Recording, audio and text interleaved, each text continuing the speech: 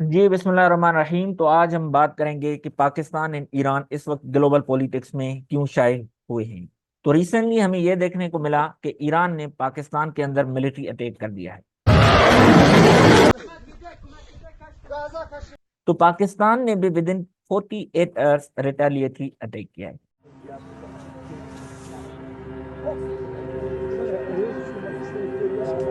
तो ये attack Iran और पाकिस्तान ने कौन से एरियाज में किए हैं, तो इस वीडियो में हम ये एक्सप्लोर करेंगे। अगर हम देखें तो पाकिस्तान एंड ईरान एक दूसरे के साथ 900 किलोमीटर का बॉर्डर शेयर करते हैं।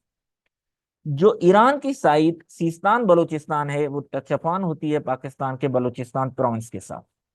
अगर हम देखें तो हिस्टोरिकली कि ये दोनों जो हैं बलोच रीजन से और वहां पे बलोच पॉपुलेशन रहती है। अगर हम इस मैप को देखें तो यहाँ पे आपको नजर आएगा ये ईरान है।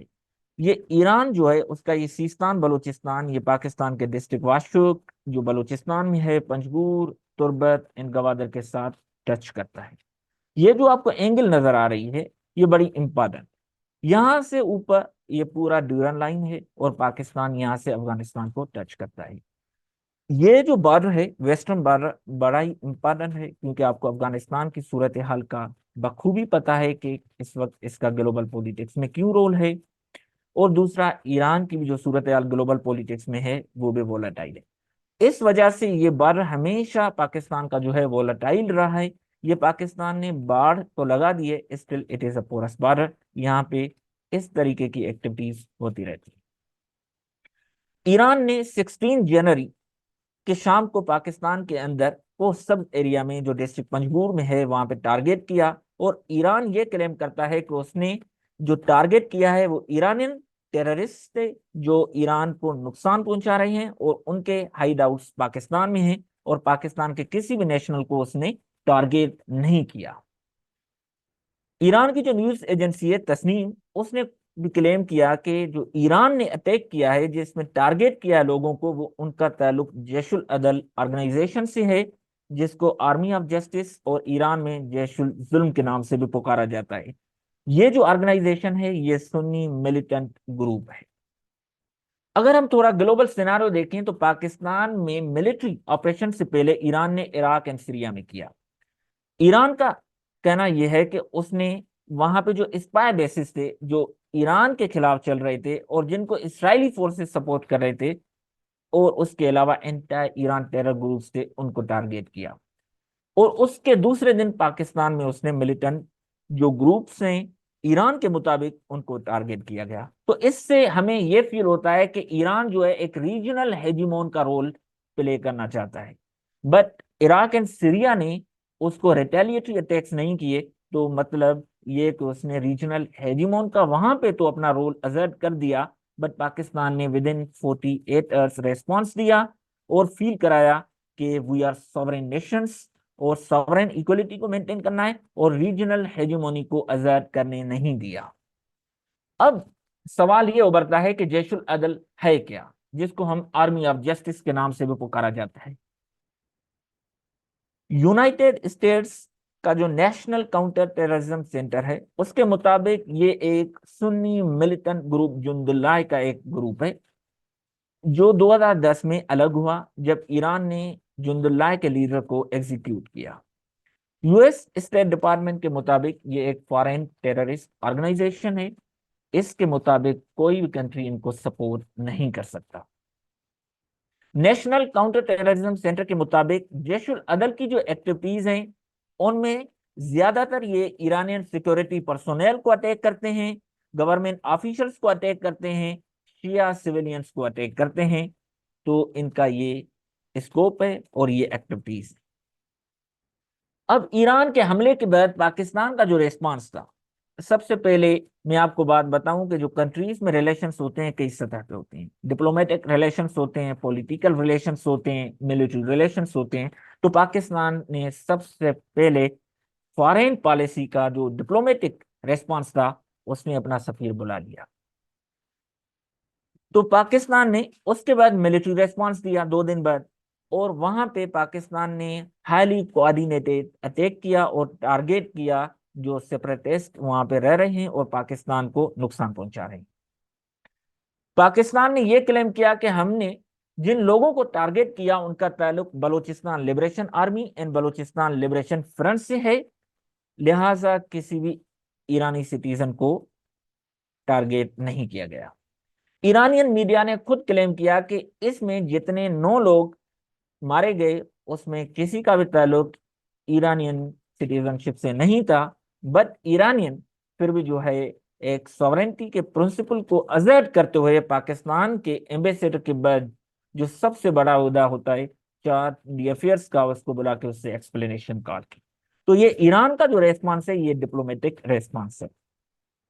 अगर हम इस पूरे सिनारियो को लीगल पॉइंट ऑफ व्यू से देखें, जो ईरान ने पाकिस्तान के अंदर मिलिट्री ऑपरेशन की, सबसे पहले एज पर international law all states are sovereign equal, तो हर स्टेट का इक्वल स्टेटस है। तो अगर आप किसी की टेरिटोरियल इंटीग्रिटी को वायोलेट करते हो तो ये वायोलेशन ऑफ इंटरनेशनल लॉ है। दूसरा ये कि जो बायलैटरल रिलेशंस की स्पिरिट होती है तो ये उसकी भी वायोलेशन हो जाती है और कॉन्फिडेंस नहीं डेवलप हो पाता। तीसरा जो violation of principle of sovereignty है, जिसको हम सॉवरेन इक्वलिटी कहते हैं कि all states are equal in status, तो ये उसकी भी वायोलेशन है। बट अगर हम देखें तो इस तरीके के केसेस में कंट्रीज क्या करते हैं, अगर हम देखें लीगल पॉइंट ऑफ व्यू से, कंट्रीज एक दूसरे के साथ इंटेलिजेंस इंफॉर्मेशन शेयर करते हैं और इंटेलिजेंस ऑपरेशन कंडक्ट करते हैं। ये जो ईरान ने किया है, अगर हम हिस्टोरिकली देखें तो ये इसराइल और यूएस करते आ रहे हैं। इसराइल ने इराक में जैसे न्यूक्लियर प्लांट को अटैक किया था, तो वहां पे उसने यही जो है वायोलेशन ऑफ इंटरनेशनल लॉ किया था, वायोलेशन ऑफ सॉवरेन इक्वलिटी किया था, और इसी तरीके से यूनाइटेड स्टेट्स में प्रीएम्प्टिव स्ट्राइक्स करता आ रहा है। तो ये पहली बार ईरान ने इस रीजन में किया है, बट पाकिस्तान ने उसको रीजनल हेजेमोनी असर्ट नहीं करने दी।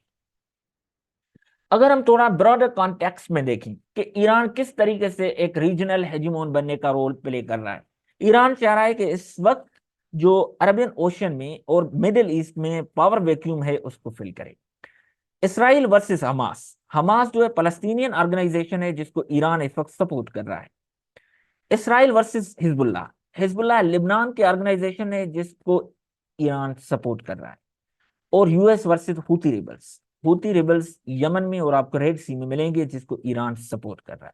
तो इस वक्त अगर आप देखें जिस तरीके से सीरिया और इराक पे अटैक किया, लिबनान में जो है हिजबुल्लाह को एंगेज किया हुआ है, गजा में जो है हमास को एंगेज किया है, रेड सी एंड यमन में हूती रिबल्स को एंगेज किया और पाकिस्तान में अटैक किया, तो ये पूरा अगर आप देखें तो इस रीजन में ईरान जो है एज ए रीजनल हेजमोन का रोल प्ले करना चाहता है। अब इस पे ग्लोबल रिस्पॉन्स क्या आया? ग्लोबल रेस्पॉन्स एज सच अगर हम देखें तो बहुत ही न्यूट्रल आया है। चाइना ने भी ये रिक्वेस्ट की है बहुत नेशन से कि आप जो है रेस्ट्रेंट से काम लें और टेंशंस को एस्केलेट ना करें। बट इंडिया का रेस्पॉन्स जो है वो बहुत ही वेग रेस्पॉन्स है। उसने वो शो किया है कि जीरो टॉलरेंस टुवर्ड्स टेररिज्म और सेल्फ डिफेंस की बात की है। मतलब अगर इसकी स्टेटमेंट के मुताबिक देखें तो इसने ईरानियन अटैक को सपोर्ट किया है। अगर इसी स्टेटमेंट को हम पाकिस्तान के अटैक के तनाजुर में देखें तो यही स्टेटमेंट पाकिस्तान के अटैक को भी सपोर्ट कर रही है। तो ये एक वेग स्टेटमेंट है। दूसरा उसके अलावा अफगानिस्तान का रेस्पॉन्स भी वही है जो चाइना का रेस्पॉन्स है कि आप जो है रेस्ट्रेंट को एक्सरसाइज करें। अब यहां पे अगर हम देखें तो पाकिस्तान एंड ईरान में कन्वर्जिंग पॉइंट्स कौन सी हैं? अगर हम देखें तो पाकिस्तान एंड ईरान का जो कॉमन एनिमी है वो इसराइल है, और दोनों जो हैं फलस्तीनियन काज को सपोर्ट कर रहे हैं। अगर ये दोनों एक दूसरे के साथ लड़ते हैं तो इसराइल से जो है इनका जो है फोकस हट जाता है। दूसरा ये कि दोनों जो हैं अपने बलोच रीजन्स में सेपरेटिस्ट टेंडेंसीज को फेस कर रहे हैं, वो अपने सीस्तान बलोचिस्तान में, पाकिस्तान अपने बलोचिस्तान में। तीसरा ये कि दोनों के अरबियन ओशन में जो है हाई स्टेक्स हैं। अब इसका इम्पैक्ट क्या है इस अटैक का? अगर पाकिस्तान के तनाजुर में देखें तो पाकिस्तान स्टॉक एक्सचेंज के 1000 पॉइंट्स जो है ड्रॉप हो गए थे ईरान के अटैक के बाद। और जो डिप्लोमेटिक टेंशन अगर हम देखें तो वोलेटाइल सिक्योरिटी इन्वायरमेंट बन गया, तो यहाँ पे ये इसके इम्पैक्ट पड़ गए थे। अब एक बिलियन डॉलर क्वेश्चन है। जो पाकिस्तान ने रिटेलिएटरी अटैक किया उसको ऑपरेशन मर्ग बर सरमचार का नाम। अगर हम देखें तो पर्शियन लैंग्वेज में मर्ग बर कहते हैं डेथ।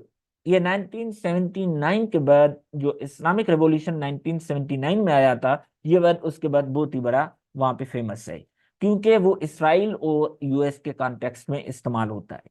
जो सरमचार है ये बलोची लैंग्वेज का लफ्ज है। सरमचार की मीन्स फाइटर्स। फाइटर ये लफ्ज जो सरमचार है बीएलए, बीएलएफ, ब्रास, ये तमाम तंजीमें यूज करती हैं अपने लिए। तो पाकिस्तान ने ये जो नाम यूज किया मर्ग बर सरमचार, मतलब डेथ सरमचार, fighters, death BLA and BLF. इस वक्त अगर हम करंट स्टेटस देखें तो बॉर्डर पे जो एक्टिविटीज हो रही हैं, ट्रेड हो रहा है, वो नॉर्मल चल रहा है। But diplomatic and military tension हैं, क्योंकि ईरान ने भी ये कहा है कि वो अपने बॉर्डर पे क्या करेगा, मिलिट्री एक्सरसाइज करेगा। बट अगर इस वक्त हम इकोनॉमिक सूरत हाल देखें तो वो इस वक्त बिल्कुल ही नॉर्मल है। एज सच ऐसी कोई सूरत हाल नहीं है। अगर आपको इससे रिलेटेड कोई भी क्वेश्चन है तो आप कमेंट बॉक्स में क्वेश्चन पूछें और ये वीडियो बाकी लोगों के साथ भी शेयर करें। इंशाल्लाह जैसे ही इसमें फर्दर डेवलपमेंट्स होती हैं तो हम इसके बारे में दूसरा वीडियो भी रिकॉर्ड करेंगे। Thank you. Allah Hafiz.